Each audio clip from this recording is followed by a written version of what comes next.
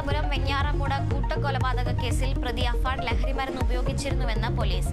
സ്ഥിരീകരിക്കാൻ പരിശോധന നടത്തും. പ്രതിയുടെ മാനസിക നില പരിശോധിക്കാൻ അന്വേഷണ സംഘത്തിന്റെ തീരുമാനം. കൂട്ടക്കൊലയിലേക്ക് നയിച്ചത് സാമ്പത്തിക ബാധ്യതയെന്ന് പ്രതിയുടെ മൊഴി. അന്വേഷണത്തിന് 3 ഡിവൈഎസ്പിമാരുടെ നേതൃത്വത്തിൽ പ്രത്യേക സംഘം.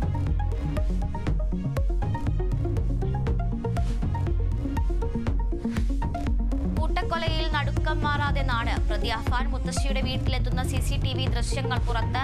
കൊലകൾക്കായി ബാഗിൽ ചുറ്റികയുമായി പ്രതി സഞ്ചരിച്ചത് 25 കിലോമീറ്റർ. ആദ്യം ആക്രമിച്ചത് അമ്മയെ, ഒടുവിൽ കൊലപ്പെടുത്തിയത് അനുജനെ. ലത്തീഫും ഭാര്യ സാജിദയും കൊല്ലപ്പെട്ടത് ഉച്ചയ്ക്ക് ശേഷം. ലത്തീഫിന്റെ വീട്ടിൽ അഫാൻ മോഷണ ശ്രമം നടത്തിയെന്ന് പോലീസ്. മൃതദേഹങ്ങൾ പോസ്റ്റ്മോർട്ടത്തിനായി മെഡിക്കൽ കോളേജിലേക്ക് മാറ്റി.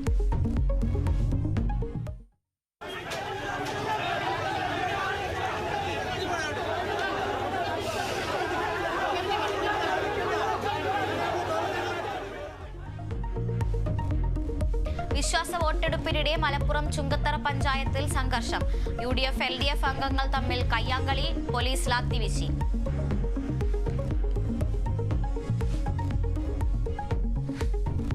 തദ്ദേശ ഉപതെരഞ്ഞെടുപ്പിൽ LDFന് നേട്ടം. 30-ൽ 17 LDFന് വിജയം. 12 സീറ്റിൽ UDF.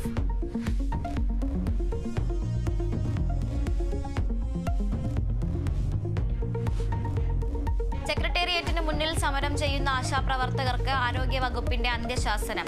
അടിയന്തരമായി ജോലിക്ക് ഹാജരാകണമെന്ന് നിർദ്ദേശം. പണിമുടക്ക് തുടരുകയാണെങ്കിൽ പകരം സംവിധാനം ഏർപ്പെടുത്തണമെന്നും നിർദ്ദേശം.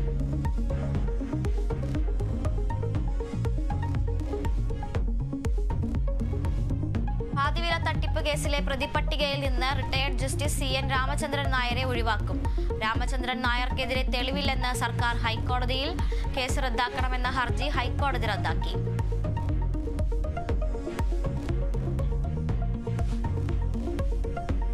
നടിയെ ആക്രമിച്ച കേസിലെ 1-ാം പ്രതി പൾസർ സുനിക്കെതിരെ വിചാരണ കോടതിയിൽ റിപ്പോർട്ട് നൽകി അന്വേഷണ സംഘം.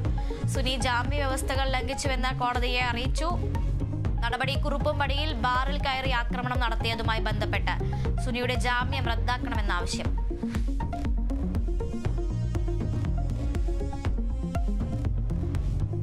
കേരളത്തിലെ പ്രശ്നങ്ങൾ പരിഹരിക്കാൻ ഇടപെട്ട കോൺഗ്രസ് ഹൈക്കമാൻഡ്. കെ സുധാകരൻ അടക്കം പ്രധാന നേതാക്കളെ വെള്ളിയാഴ്ച ഡൽഹിക്ക് വിളിപ്പിച്ചു. തരൂർ വിഷയം ഉൾപ്പെടെ ചർച്ചയാകും.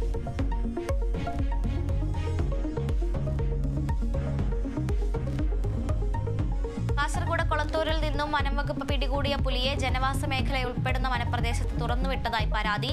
വനം വകുപ്പ് അധികൃതർ വാഹനങ്ങളിലെത്തി പുലിയെ തുറന്നുവിട്ടെന്നാണ് ആരോപണം. പ്രദേശവാസികൾ ആശങ്കയിൽ.